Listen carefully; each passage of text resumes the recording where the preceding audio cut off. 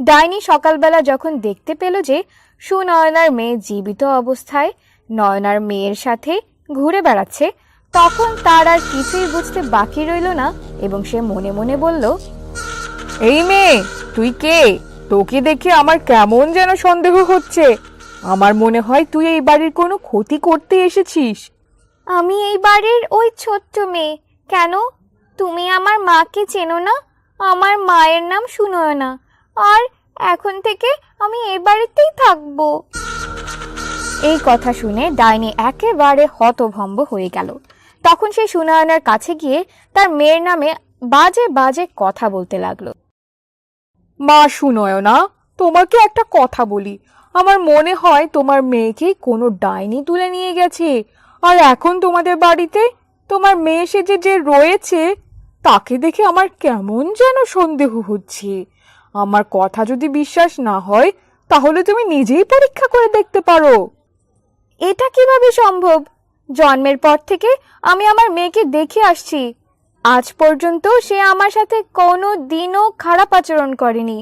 আমার মেয়েকে দেখে আমার কখনোই মনে হয়নি যে সে আমার মেয়ে নয়। আমার মনে হয় তোমাকে আমার মেয়ে সেই দিন বল দিয়ে আঘাত করেছিল বলে সেই রাগের কারণে তুমি আমার মেয়েকে বাড়ি থেকে তাড়ানোর ব্যবস্থা করতে চাইছো। আমি তো তোমাকে সেদিনই বললাম যে ছোট মানুষ, সে বুঝতে পারেনি। ঠিক আছে, আমার বলার কথা আমি তোমাদেরকে বলে গেলাম, কিন্তু এরপরে কোনো কিছু হলে তখন আবার আমাকে দায়ী করো না। কিন্তু আমি তোমাদের সব সময় ভালোই চাই। এই কথা বলে ডাইনি সেখান থেকে চলে গেল। হঠাৎ নয়না চিৎকার করে ডাকতে ডাকতে সুনয়নার দিকে এগিয়ে গেল। বোন সুনয়না, শীঘ্রই এদিকে এসো। এটা আমি কি দেখলাম? আমি তো নিজের চোখে কোনোভাবেই বিশ্বাস করতে পারছি না। তুমিও যদি নিজের চোখে না দেখো তাহলে তুমিও কোনোদিন বিশ্বাস করবে না। তখন নয়না এবং সুনয়না দুজনে দৌড়ে বাইরে গেল। বাইরে গিয়ে দেখতে পেল যে তাদের দুই মেয়ে হাওয়ায় বাগানের ভেতর ভেসে বেড়াচ্ছে, আর দুজনেই খিলখিল করে হাসাহাসি করছে। এটা দেখে সুনয়নার মনে সন্দেহ হলো। তার মানে চাচি কি আমাকে এই কথাই বুঝাতে চাইলো? শেষ পর্যন্ত কি চাচির কথাই সত্যি হবে? কেন, কি হয়েছে? চাচি আবার তোমাকে কি বলল?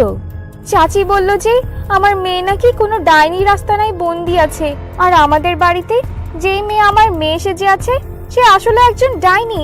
সে আমাদের পরিবারের ক্ষতি করতে চায়।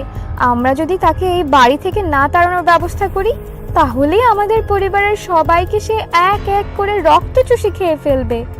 এই কথা শুনে ডাইনি সুযোগ পেয়ে গেল। তখন সে মনে মনে বলতে লাগলো, এই আমার সুযোগ চলে এসেছে। আজ রাতে আমার কোনো একটা ব্যবস্থা করতেই হবে।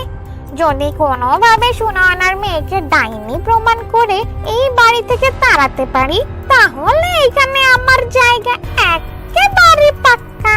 তাই যে কোনো উপায়ে আমাকে সফল হতেই হবে। সেদিন রাতে ডাইনি পাশের বাড়ি থেকে বিশাল একটা গরু চুরি করে নিয়ে আসলো। তারপর একটা ফাঁকা জায়গায় নিয়ে ইচ্ছা মতো রক্ত চুষে খেল। আমি যদি এই গরুর রক্ত চুষি খেয়ে নয়না সুনয়নার বাড়ির সামনে ফেলে রাখি তাহলে তাদের বিশ্বাস আরো শক্ত হয়ে যাবে। একদিকে আমার পথের কাঁটা সরে যাবে, আবার অন্যদিকে আমার মনের বাসনা খুব তাড়াতাড়ি পূর্ণ হবে। তখন ডাইনি সেই গরুর রক্ত চুষে খেয়ে গরুর মৃতদেহ নয়না সুনয়নার বাড়ির সামনে ফেলে রাখলো।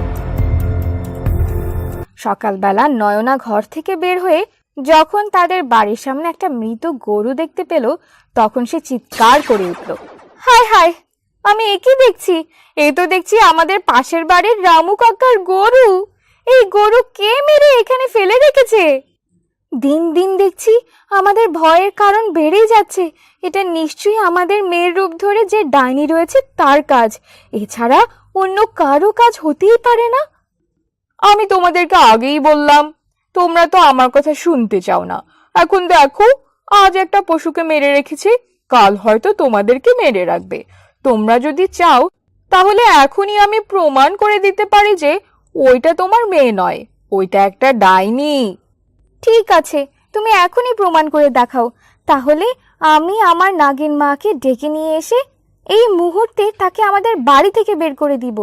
এই কথা বলতে বলতে নয়না এবং সুনয়নার দুই মেয়ে এসে তাদের সামনে হাজির হলো। তাদেরকে দেখে ডাইনি সুনয়নার দিকে আঘাত করার জন্য একটা বড় লাঠি নিয়ে এগিয়ে গেল। আর এই ঘটনা দেখা মাত্র সুনয়নার মেয়ে তার আসল রূপে ফিরে গিয়ে তার মাকে রক্ষা করার জন্য দৌড়ে আসলো। দেখেছো সুনয়না, এটা তোমার মেয়ে কিনা তুমি এখন বুঝতে পেরেছো? এই ডাইনি এতদিন ধরে তোমার বাড়িতে তোমার মেয়ের রূপ ধরে বাস করছিল। সে সুযোগের অপেক্ষায় ছিল যে কিভাবে তোমাদের ক্ষতি করবে, কিন্তু আমি তোমাদের বাড়িতে আসার কারণে সে তোমাদের কোনো ক্ষতি করতে পারিনি, আর তাই পাশের বাড়ির রামু কাকার গরুর রক্ত চুষে খেয়ে ফেলেছে। হ্যাঁ চাচি, এখন দেখছি তোমার কথা বিশ্বাস না করে উপায় নেই, আর অনেক বড় ভুল হয়ে গেছে। আর যদি কিছুদিন এই ডাইনি আমাদের বাড়িতে থাকতো তাহলে হয়তো আমাদের সবাইকে মেরে ফেলতো। তুমি আমাদের বাঁচালে। আমি আজকেই নাগিন মায়ের কাছে যাব, আর নাগিন মাকে ডেকে এনে এই ডাইনিকে আমাদের বাড়ি থেকে তাড়ানোর ব্যবস্থা করব। আরে না না, নাগিন মাকে ডাকার কি দরকার? আমরা যদি একটু চেষ্টা করি তাহলেই এই ডাইনিকে বাড়ি থেকে তাড়াতে পারবো। তুমি কোনো চিন্তা করো না, সব ব্যবস্থা আমি করছি। এই কথা বলে ডাইনি বাড়ির ভেতরে চলে গেল।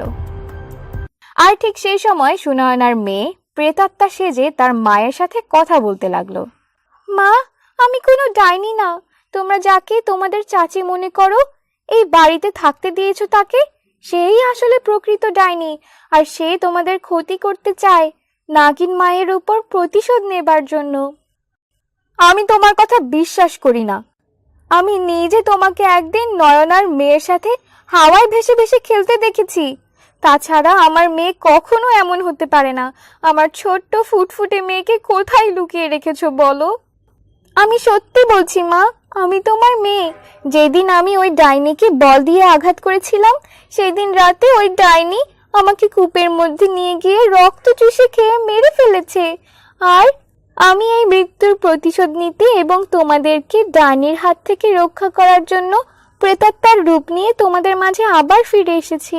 তোমরা যদি বিশ্বাস না করো তাহলে দাঁড়াও, এখনই তোমাদেরকে দেখাচ্ছি।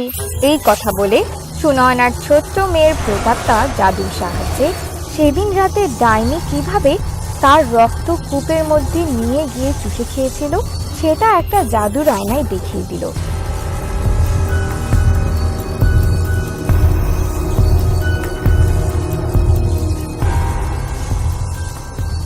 এই ঘটনা দেখে একেবারে সবাই ভয় পেয়ে গেল।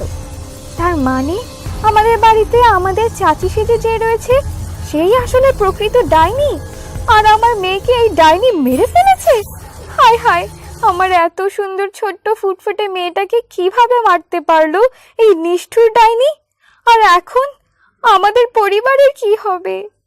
তুমি একদম চিন্তা করো না মা, আমি যতদিন তোমাদের মাঝে আছি ততদিন তোমাদের কোনো ক্ষতি হতে দেব না। তোমরা শুধু আমাকে এই বাড়ি থেকে তাড়িয়ে দিও না। আমি তোমাদের সাথে সব সময় থাকতে চাই মা। নাগিন মায়ের আমাদের আজকের পর্বের গল্প এখানেই শেষ হচ্ছে। এই গল্পের পরবর্তী পর্বে কি ঘটতে যাচ্ছে সেটি জানতে অবশ্যই আমাদের সাথেই থাকবে।